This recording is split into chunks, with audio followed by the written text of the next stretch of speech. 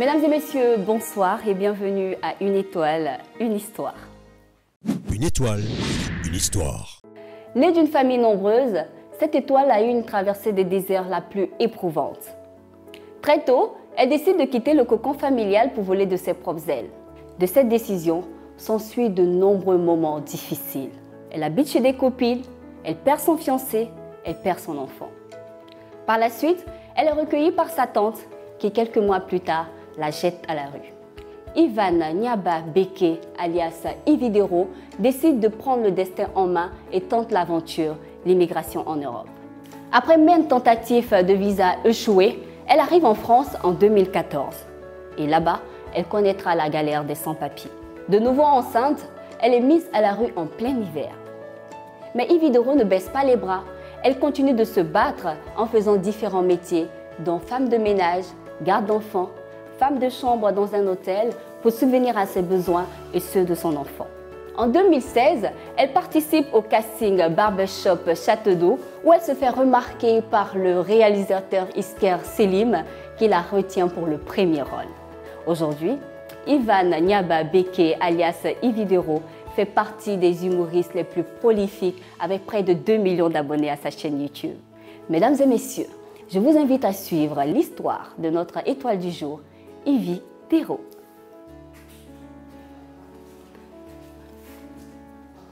Eh bien, moi c'est Ividero, à l'état civil Nyaba Beke Ivan Oriane. Je suis actrice, comédienne, humoriste, productrice de séries web et séries télé. Eh bien, Ividero, ça part de mon prénom Ivan et de celui de ma fille Romane. Ividero. Ma mère a eu 6 enfants, donc je suis l'avant-dernière. Et mon père en a 8. Et de l'union de ma mère et de mon père, nous sommes 2. Il y avait une ambiance bon enfant à la maison, mais avec une mère très sévère. Mais j'avoue que moi aussi, je n'étais pas un enfant facile à vivre. Depuis petite, j'aimais beaucoup danser. Et je voulais même aller à l'école de Marie-Rose Guiraud quand j'étais plus petite. Quand on arrivait dans les fêtes, dans les anniversaires, j'étais la première à être sur la piste, à danser et tout ça. Et à chaque fois qu'on rentrait à la maison, ma maman me chicotait. Franchement, je suis fatiguée de toi. C'est qu'elle a fait des dents tous les jours. Je n'aime pas ton comportement. Fais très attention à toi. Hein. Et une fois, j'ai une amie, ma mère était allée au travail, j'ai une amie qui est venue me dire qu'il y a podium. Tellement j'essaie trop de danser là. C'est moi, ma copine est venue chez pour aller gagner. Donc j'arrive, je suis sur le podium, on est au moins 10 personnes. À chaque pas, je gaspille, c'est moi qui passe. Le dernier passage là, où je vais m'apprêter à danser là, je regarde dans la foule, voici ma maman qui a arrêté. Quelqu'un allait dire à ma maman que ta fille est en train de danser sur le podium là-bas. Donc là, je suis obligée de gagner. Mais de toute façon, j'ai dansé. J'ai tellement dansé que, c'est-à-dire, les bassines que je devais gagner là, le monsieur même a ajouté dessus. Je pense que c'est grâce aux bassines que je n'ai pas été frappée ce jour-là. Moment de galère, je peux dire que c'est de l'auto-galère parce que c'est moi-même qui l'ai cherché quand j'ai quitté le cocon familial. Voilà, j'habitais chez des amis, chez des copines et après je me suis retrouvée chez une tante. Là-bas, tout allait bien jusqu'au jour où elle m'a demandé de partir. Jusqu'à ce que je me retrouve à Bobo derrière Aïe, chez la mère de mon défunt copain. J'ai aussi perdu mon fils et j'ai commencé à comprendre qu'il fallait que je me batte. Je peux parler du jour où ma tante est venue me demander de partir de chez elle. Eh bien, tout se passait bien. Tout se passait bien. Et un matin, elle est venue me trouver dans la chambre et elle m'a dit... Je vais au marché. À mon retour là, je ne veux plus te voir dans ma maison ici. Tu as compris? Tu as compris? Je me suis dit qu'elle me laissait quand même quelques jours jusqu'à ce qu'elle parte au marché et qu'elle revienne entre midi et 2 pour me demander si je n'étais pas encore partie. Je n'ai pas compris. Donc j'ai compris là que je devais partir immédiatement. Donc j'ai dû faire mes affaires. Et en partant, elle a une de ses filles qui a dit non. C'était pas normal que je subisse ça. Donc elle a décidé de partir avec moi. Ma cousine a dû appeler une amie à elle dans les environs de Yopougon qui m'a hébergée chez elle pendant quelques jours, le temps que je trouve un pied à terre. C'est très important d'avoir un endroit où dormir dans la vie.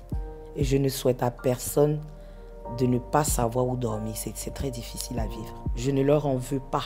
Cette tante-là, aujourd'hui, on a de très bons rapports.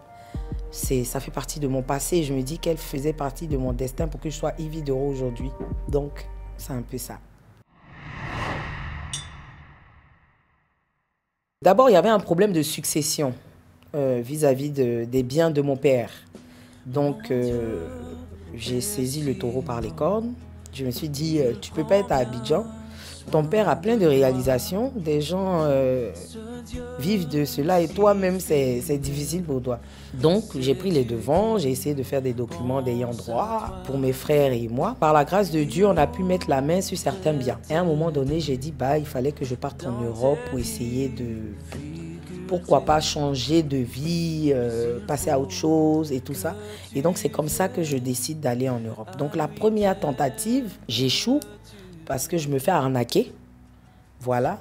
Et la seconde tentative, par la grâce de Dieu, ça marche. Quand je devais partir en France pour la deuxième fois, je rencontre un monsieur qui dit, lui, il sait comment on fait et tout ça. Et je pars en tant qu'artiste. Donc, on doit aller faire des photos et tout ça. Et le jour où on doit se rendre à l'ambassade, je dois m'habiller comme étant artiste. Donc, imaginez un peu la sape. Perruque jaune or. Un haut brillant. Or. Collant en sky. Et puis bottillon. Et puis chaîne dessus. Genre coupé, décalé, mais à fond, quoi. Donc, c'est un peu l'histoire. Mais par la grâce de Dieu, tout s'est bien passé. Si l'ambassadeur s'était trompé pour me dire, fais un petit truc. Arafat est petit. Il y a des fait pour leur donner, là. Donc, c'est un peu ça. Eh bien, quand j'arrive en France, le premier métier que je fais, c'est garde d'enfants. Mais je ne peux pas continuer parce que je suis enceinte. Et donc, je suis avec l'homme avec qui je vis dans le temps. À un moment donné, il demande à ce que je parte. Donc, je quitte la maison. Allô, tata? Oui. Il m'a jeté où? Oui, je suis dans les rues, là. Il me dit, je vais te mettre en contact avec quelqu'un. Reste où tu es. Il va venir te chercher. D'accord, il n'y a pas de problème. Je suis là, je l'attends. Donc, je reste là dans le froid la nuit.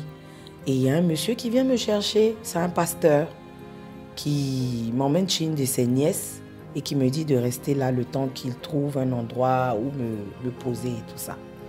2 jours après, il m'appelle, il me dit, ma fille, viens, je t'invite en Normandie, il y a une manifestation là-bas, ce serait bien que tu m'accompagnes. Donc moi, j'ai pas de problème, je me dis, c'est mon bienfaiteur. Donc je suis ce monsieur. On arrive en Normandie à la fête. Le pasteur commence à me présenter comme son épouse aux gens dans la fête là. Aïe! Donc tu vois les gens, oh madame, et puis elle est toute enceinte, tout ça, je ne comprends pas. La première soirée, on va dormir. La chambre, c'est ceux qui vivent en France vont connaître l'hôtel, on appelle ça Formule 1. La nuit, là, le pasteur vient gratter mes pieds. J'ai dit, pasteur, on peut faire ça. J'ai mal au ventre. Il dit, non, moi là, je suis français. Je vais te donner les papiers. Je vais reconnaître ton enfant là. J'ai dit, si c'est ça là, c'est que c'est mieux, je vais retourner à Abidjan. Donc je refuse, il est fâché. Le lendemain matin, je décide de tout expliquer à la dame chez qui on allait faire la manifestation. Donc j'appelle la dame de côté, je lui explique, tanti, le monsieur là, à la base, je ne le connais pas. Je ne suis pas sa femme. La dame dit, quoi? Donc là, la réunion de famille en même temps. Le monsieur va me regarder devant les gens pour me dire que tu vas retourner à pied à Paris. Ingrate.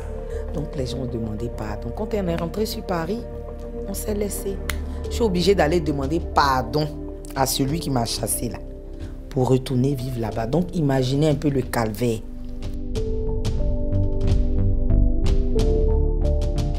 C'était vraiment compliqué jusqu'au jour où je devais aller accoucher. C'était un 31 décembre. Je suis allée, j'ai vu le docteur, je lui ai dit vraiment, je vais accoucher aujourd'hui. Donc elle a provoqué l'accouchement. C'est comme ça que je suis restée à l'hôpital pendant 20 jours parce que je n'avais pas d'endroit où aller. J'ai eu une assistante sociale. Elle a trouvé un endroit où j'ai pu aller avec ma fille et c'est là que mes problèmes vont commencer en France. Donc ils m'ont emmené dans un endroit où il n'y a pas de douche dans la chambre et vous vivez avec des personnes handicapées psychomoteurs, des personnes un peu pas très équilibrées, des clochards et tout ça dans un environnement avec un nouveau-né. C'était vraiment pas facile. Pas beaucoup, hein? C'est tout ce qu'il y a. Pas beaucoup. C'est tout ce qu'il y a. C'est comme ça que j'ai commencé à me faire une amitié avec le gérant de l'espace.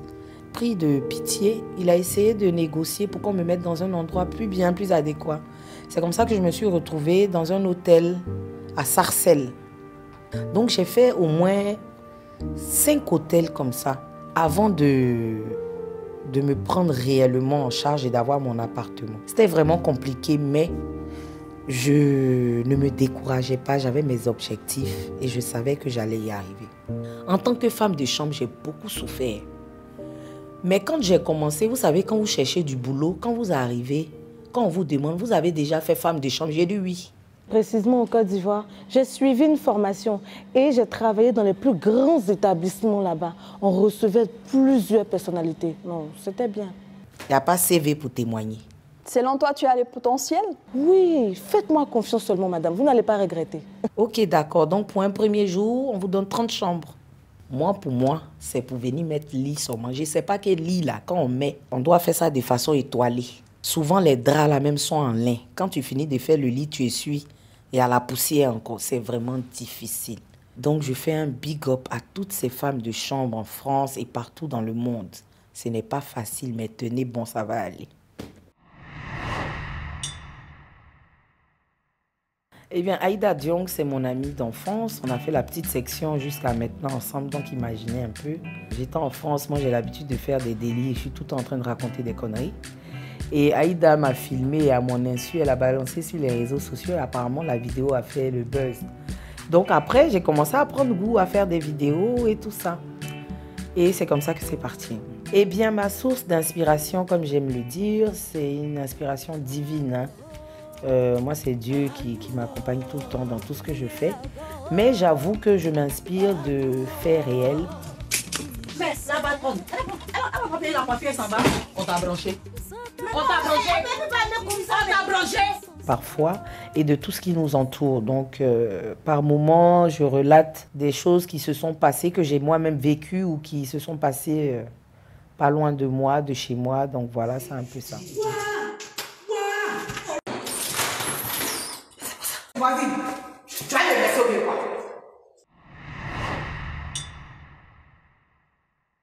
La vidéo qui m'a lancée, c'est la vidéo à bout portant. Je fais semblant d'être à un micro-trottoir où on me demande la définition du mot à bout portant. Et je dis avec l'accent burkinabé, eh bien... Oui, c'est Abou Nidal de jeunesse. Abou Nidal de jeunesse. Abou portant, c'est son nom de caresse. Quand c'est moi, hein. Au début, quand je faisais les vidéos, quand on postait sur les réseaux sociaux, les Ivoiriens m'insultaient beaucoup. C'est en partie le peuple burkinabé qui m'a véritablement lancé sur la toile. Et ça, je le revendique. Sambiga Kezabre, la Fibare.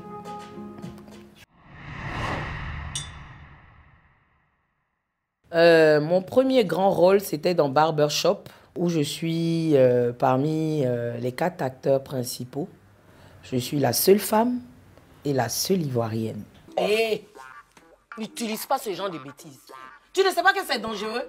Tu ne vois pas ces femmes violettes dans la rue qui changent d'éteint à tout bout de champ? Bon, ça va. Je vais acheter ça chez la voisine. Comment ça se passe? J'essaie d'écrire à des personnes assez connues sur la toile qui font ce métier-là, tels que Claudia Tagbo, Amoutati et tout ça. Et Amoutati me répond. Et je lui dis, voilà, j'aime bien ce que vous faites, mais je veux faire pareil, mais j'ai vraiment pas de contact et tout ça. Elle me dit, bon, elle est en train de partir aux Antilles pour un spectacle, mais voilà un casting où je peux participer, où je peux me présenter. Donc j'arrive au casting et je rencontre, c'est-à-dire des grosses têtes du cinéma africain vivant en France. Donc ça parle entre eux. Puis on voit bon, une petite fille qui est assise d'un côté, et puis tu vois quelqu'un qui vient. Ah, mais vous avez joué dans quel film? Je dis, bon, moi, bon, je n'ai pas encore joué dans un film. Je fais les vidéos. Les vidéos, Oui, sur Internet. Bon, là, tu vois que tout le monde commence à quitter à côté de toi parce que tu n'es personne là. J'ai dit non, Ivana, ça là, tu dois avoir ce rôle là. C'est pas possible. On ne peut pas te minimiser comme ça. Et c'est comme ça que je vais passer le casting. Et dès que j'ouvre la bouche, que je commence à réciter mon texte, le réalisateur se retourne. Il s'appelle Isker Salim, à qui je fais un gros bisou. Et il dit, je veux cette fille-là dans cette série. C'est elle que j'attendais depuis. J'ai des rapports normaux avec les artistes. Je peux citer des personnes avec qui vraiment j'ai des affinités. Gohou Michel, qui est quelqu'un vraiment de très bien. On a voyagé ensemble, on a fait Fort Boyard ensemble. Digue Cravate, là il me respecte, il respecte ce que je fais. Donc c'est déjà bien. D'autres diront, mais Yvi, tu as quel problème avec eux? Mais moi, on peut aller sur ma page. Moi, je fais la promotion de tout le monde. Coupé décalé, comédien, peintre. C'est-à-dire, une fois que tu touches à l'art, moi je suis avec toi. Sans rien attendre en retour, sans rien demander. Tous ces humoristes que j'ai cités dans ma vidéo là, ce sont des personnes qui m'écrivent en inbox, qui m'écrivent en privé. Yvi, j'ai un spectacle, s'il te plaît, peux-tu faire une vidéo pour me soutenir? Maintenant, à mon tour, pourquoi moi je dois venir vous demander ou bien je dois vous dire, ah, j'ai mon spectacle, pendant que ça est sur la toile, tout le monde voit. Parce qu'on se dit, si on partage, on va la voir ou on va le voir, et puis il aura plus que moi, ou qu'il faut que je le cache pour que moi je sois plus mis en exergue. C'est faux. Je fais la publicité des gens. Je publie vos choses. Qui me paye? Vous me payez? Vous ne me payez pas. Mais je le fais de cœur parce que mon cœur est comme ça. C'est un peu ce qui s'est passé, ce qui m'a poussé à faire cette vidéo pour dire aux gens que c'est vrai, je n'attends rien de vous. Mais quand vous demandez de l'aide aux autres, là, vous aussi soyez promptes à aider les autres. Mon premier spectacle, c'était normalement pour le 8 mars. Il y a eu des magouilles. Je n'ai pas pu faire ce spectacle-là. Mais Dieu a permis que je le fasse le 6 juillet 2019, le lendemain de mon anniversaire. Je ne m'y attendais même pas. La salle était bondée. Les gens étaient même assis par terre.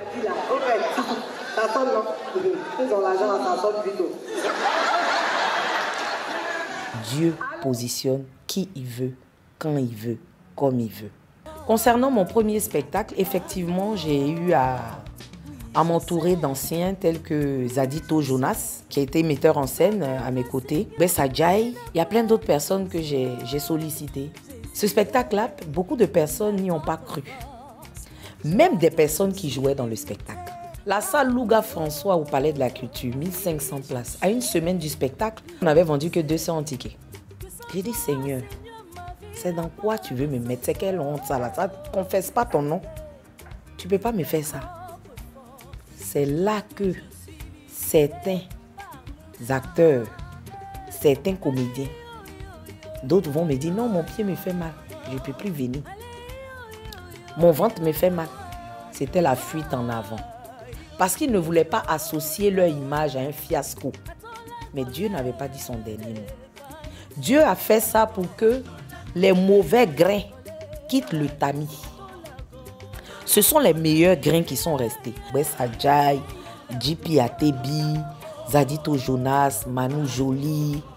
Vraiment, tous ceux qui sont restés, Ben Moïse, le pharaon. Je ne peux pas citer tous les noms, mais je vous dédie cette émission-là.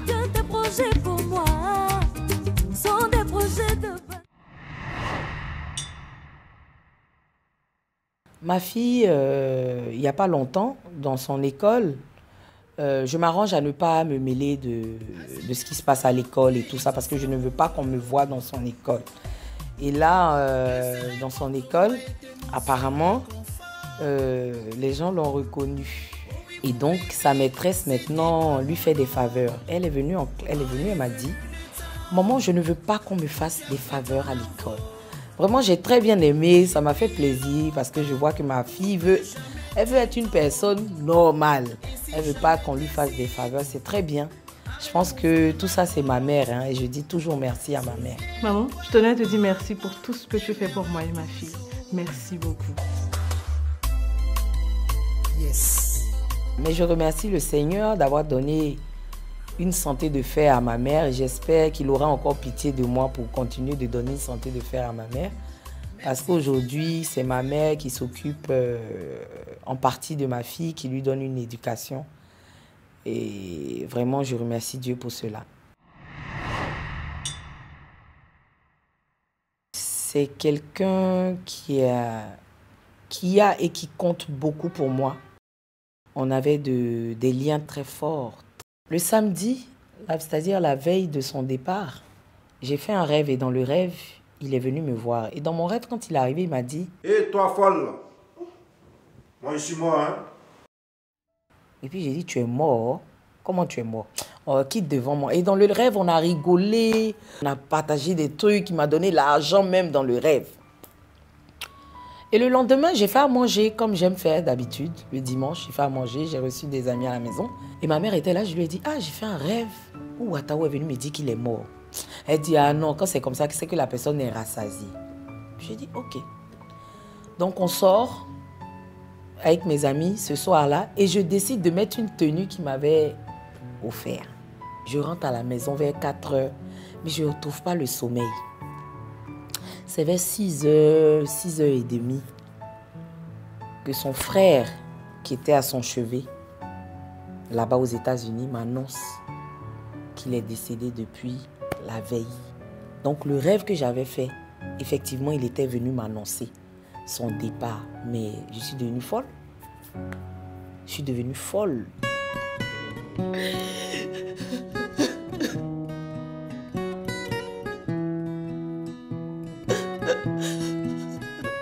J'étais avec une amie, automatiquement là je me suis habillée, je suis allée chez lui à la maison où il vit avec sa femme, que je salue au passage, Mimi Ouattara.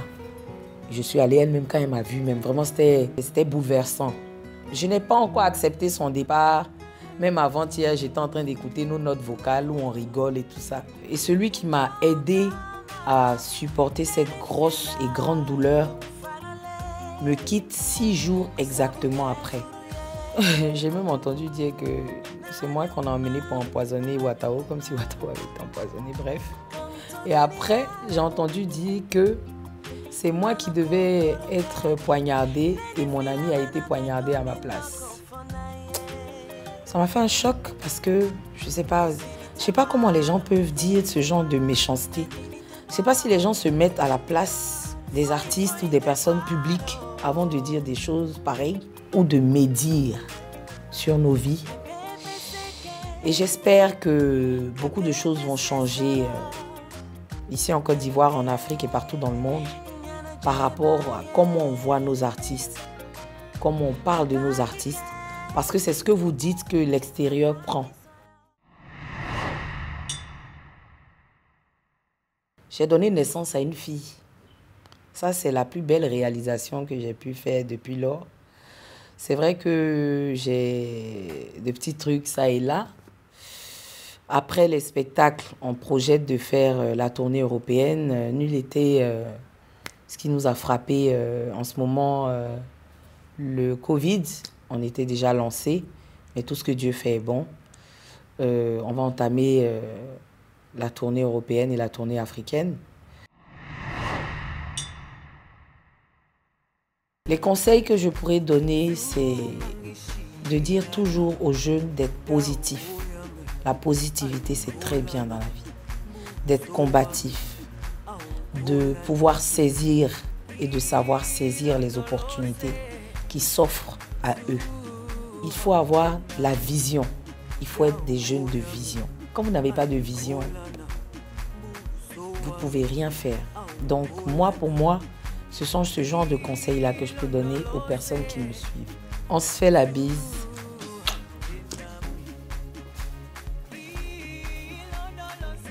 Yvi Doro a surmonté des épreuves, effacé des frustrations, enduré des souffrances. Mais par la motivation et la détermination dont elle a fait son cheval de bataille, Yvi Doro a réussi à réaliser son rêve, celui de devenir une célèbre humoriste, comédienne et productrice. Cette histoire de Yvi Doro nous enseigne que c'est dans la difficulté qu'on devient fort. Alors ne baissez pas les bras, car au bout de l'effort, le réconfort. Mesdames et messieurs, ça a été un réel plaisir pour moi de vous avoir présenté cette émission. Nous nous retrouvons dans un autre numéro dans Une étoile, une histoire.